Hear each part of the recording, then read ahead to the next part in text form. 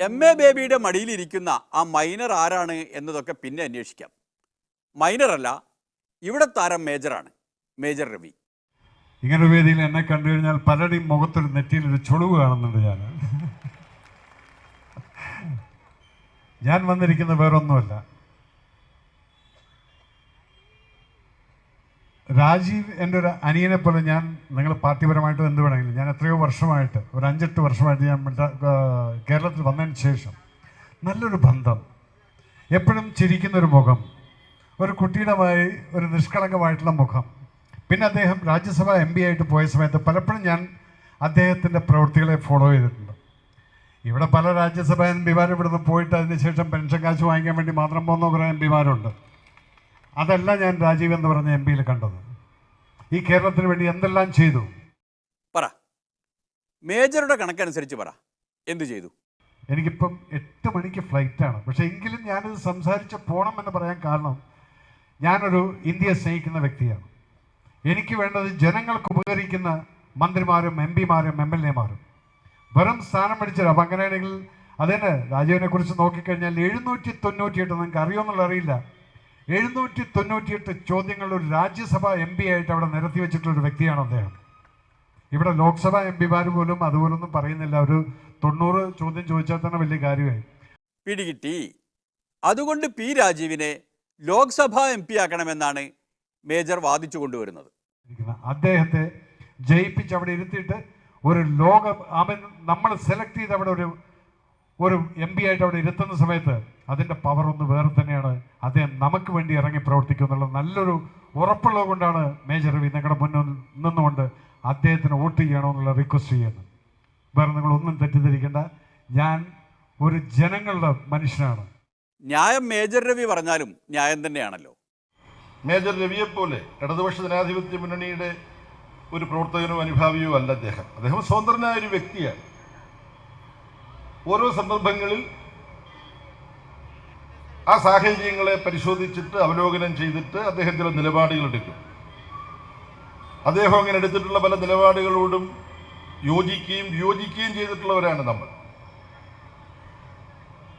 ആ യോജിക്കാനും വിയോജിക്കാനുമുള്ള അവകാശം ഒരു ജനാധിപത്യ സമൂഹത്തിൻ്റെ ജീവവായുവാണ്.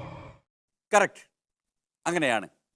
അത് പക്ഷേ ഇലക്ഷൻ സമയത്ത് മാത്രമല്ല, എല്ലാ സമയത്തും എല്ലാവർക്കും അനുവദിച്ചു തരണം എന്നൊരു അപേക്ഷയുണ്ട്. ഇലക്ഷൻ സമയത്ത് നിങ്ങളോട് യോജിക്കുന്നവർക്ക് മാത്രം പോരാ. രാജ്യസഭാംഗത്വത്തിൽ നിന്ന് ഒരു 6 വർഷത്തെ കാലാവധി പൂർത്തീകരിച്ചപ്പോൾ ഇനി പാർട്ടി സംഘടനാ രംഗത്ത് ചെറുപ്പക്കാരനാണ്, പാർട്ടി സംഘടനാ രംഗത്ത് കുറച്ച് കേന്ദ്രീകരിച്ച് പ്രവർത്തിച്ച് അതിൻ്റെ ചില അനുഭവങ്ങളും കൂടി ഇപ്പം തന്നെ ഉണ്ട്, അപ്പം തന്നെ ഉണ്ടായിരുന്നു, കുറച്ചും കൂടി അനുഭവങ്ങൾ ഉണ്ടാകട്ടെ എന്ന നിലയിൽ സംഘടനാ രംഗത്തേക്ക് നിയോഗിക്കാൻ പാർട്ടി തീരുമാനിച്ചപ്പോൾ നിങ്ങൾക്കറിയാം, ഇപ്പോൾ യൂട്യൂബിലൂടെ അത് വ്യാപകമായി പ്രചരിക്കുന്നുണ്ട്. എനിക്കും കിട്ടി, ചിലർ ഫോർവേഡ് ചെയ്ത്. അരുൺ ജെയ്റ്റ്ലി പറഞ്ഞത്, ഗുലാം നബി ആസാദ് പറഞ്ഞത്, മായാവതി പറഞ്ഞത്, അങ്ങനെ വിവിധ പാർട്ടികളുടെ പ്രശസ്തരായ ഒരുപാട് നേതാക്കന്മാർ പറഞ്ഞു. ആ പറഞ്ഞതിന് പുറമെ ഞങ്ങളെപ്പോലെയുള്ളവർ പാർട്ടിയുടെ കേന്ദ്ര കമ്മിറ്റിയിലും PV-യിലും ഒക്കെ പ്രവർത്തിക്കുന്നവരെ വിളിച്ച് ചിലർ സംസാരിക്കുകയും ചിലർ ഞങ്ങളെ ശകാരിക്കുകയും സ്നേഹം കൊണ്ട് ശകാരിക്കുകയും ഒക്കെ ചെയ്തു. എന്താ നിങ്ങൾ ചെയ്യുന്നത്? പാർലമെന്റിൽ പോയി ആർക്കും നന്നായിട്ട് പ്രവർത്തിക്കാൻ പറ്റില്ല. വളരെ മാതൃകാപരമായി P രാജീവ് പ്രവർത്തിച്ച സാഹചര്യത്തിൽ ഒരു ടൈം കൂടെങ്കിലും കൊടുത്തുകൂടെ? ഇത്തരത്തിലുള്ള ചോദ്യങ്ങളാണ് ഉന്നയിച്ചത്. ആ ഉപദേശികളുടെ കൂട്ടത്തിൽ മേജർ രവി അന്നേ ഉണ്ടായിരുന്നു അല്ലേ? മേജർ രവിയോട് ഞാൻ നന്ദി പറയാൻ കാരണം അങ്ങനെ വിളിച്ചു പറഞ്ഞവരുടെ കൂട്ടത്തിൽ ഇവരൊക്കെ പെടും. എറണാകുളത്തൊരു ചടങ്ങ് നടന്നു. അത് സംഘടിപ്പിക്കുന്നതിൽ പങ്ക് വഹിച്ച KR വിശ്വംഭരൻ IAS ഇവിടെ ഇരിപ്പുണ്ട്. മമ്മൂട്ടി ഉൾപ്പെടെ വലിയ ഒരു നമ്മുടെ സമൂഹത്തിൻ്റെ പരിച്ഛേദം, സമൂഹത്തിൻ്റെ വ്യത്യസ്ത മേഖലകളിൽപ്പെട്ടവരൊക്കെ അവിടെ ഉണ്ടായിരുന്നു.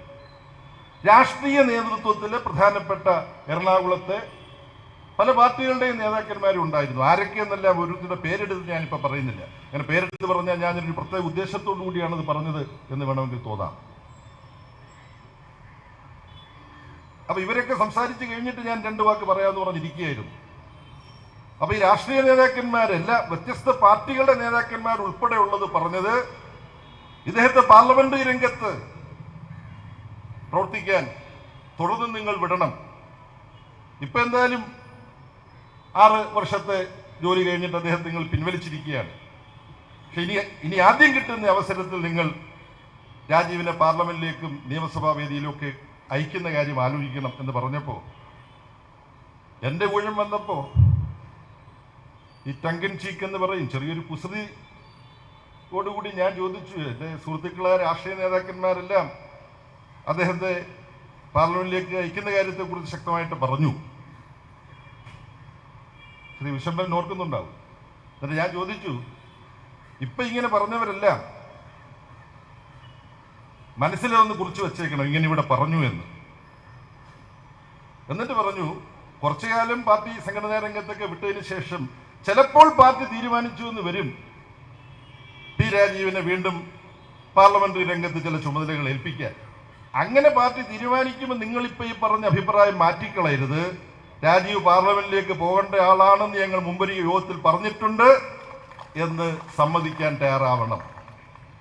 അവിടെയാണ് ഞാൻ മേജർ രവിയോട് നന്ദി പറഞ്ഞത്. അദ്ദേഹം ആ അഭിപ്രായത്തിൽ ഇപ്പോഴും ഉറച്ചു നിൽക്കുകയാണ്.